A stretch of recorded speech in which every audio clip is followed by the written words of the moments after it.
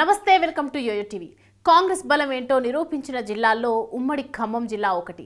మొదటి నుంచి కాంగ్రెస్ కంచుకోటగా ఉన్న ఖమ్మం జిల్లా రాష్ట్ర విభజన తర్వాత జరిగిన 2 ఎన్నికల్లో చాలా చోట్ల గులాబీ జెండా ఎగిరింది। అయితే గత అసెంబ్లీ ఎన్నికల్లో మాత్రం కాంగ్రెస్ పాగా వేసింది। ఇక్కడ అత్యధిక నియోజకవర్గాల్లో హస్తం పార్టీ గెలిచింది।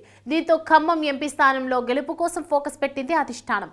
ఈ సీటు ప్రతిష్టాత్మకంగా తీసుకుంది। దీంతో ఖమ్మం నుంచి ఎంపీ అభ్యర్థిగా పోటీ చేసేందుకు పలువురు సీనియర్లు కొంతమంది సీనియర్ల వారసులు పోటీ పడుతున్నారు। అయితే అంతకుముందు ఈ సీటుపై ఫైర్ బ్రాండ్ రేణుకా చౌదరి ఖర్చు వేసింది। ఆ తర్వాత డిప్యూటీ సీఎం భట్టి కూడా ఈ సీటు తమ ప్రతిపాదనను అధిష్టానం ముందు ఉంచారు। అయితే అనూహ్యంగా సోనియా గాంధీ ఖమ్మం ఎంపీగా పోటీ చేస్తారనే ప్రచారం జరిగింది, కానీ అది అవాస్తవమని తేలిపోయింది। అనంతరం కేంద్రం రాజ్యసభ స్థానాలను ప్రకటించింది। దీంతో కాంగ్రెస్ అధిష్టానం రేణుకా చౌదరిని పెద్ద సభకు పంపించాలనే నిర్ణయం తీసుకుంది। దీనికి ఆమె కూడా ఓకే చెప్పింది।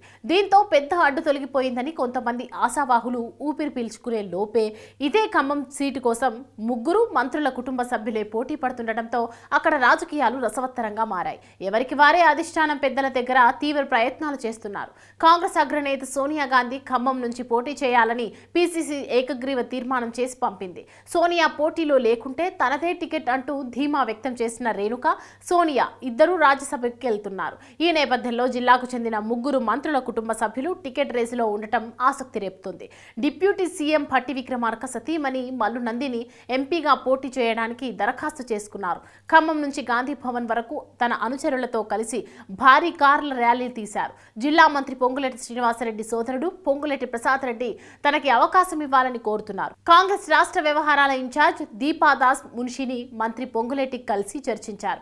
మరోవైపు ఈ నెల 18న ప్రసాద్ రెడ్డి కుమారుడి రిసెప్షన్ పేరుతో బల ప్రదర్శనకు సిద్ధమవుతున్నట్లు టాక్ నడుస్తోంది। ప్రసాద్ రెడ్డి కుమారుడి రిసెప్షన్ ప్రెస్టేజ్ గా తీసుకున్న పొంగులేటి తన స్వగ్రామం ఖమ్మం జిల్లా కల్లూరులో భారీ ఏర్పాటు చేస్తున్నారు।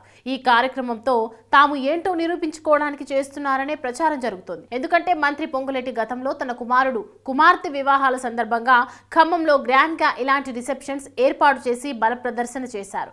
మంత్రి తుమ్మల నాగేశ్వరరావు కుమారుడు తుమ్మల యుగంధర్ కూడా ఎంపీ టికెట్ ఆశిస్తున్నారు। ఇప్పటి వరకు తండ్రి గెలుపులో వెనుకుంటి క్రియాశీల పాత్ర పోషించారు యుగంధర్। ఇప్పుడు ఎంపీ టికెట్ తో ప్రత్యక్ష రాజకీయాల్లోకి రావాలని ఆయన భావిస్తున్నారు। ఖమ్మంకు చెందిన పారిశ్రామిక వంకాయల పార్టీ రాజేంద్ర ప్రసాద్ సైతం టికెట్ కోసం ప్రయత్నాలు చేస్తున్నారు। ప్రముఖులు రేస్లో ఉండటంతో హాట్ సీట్ గా మారింది ఖమ్మం ఎంపీ టికెట్।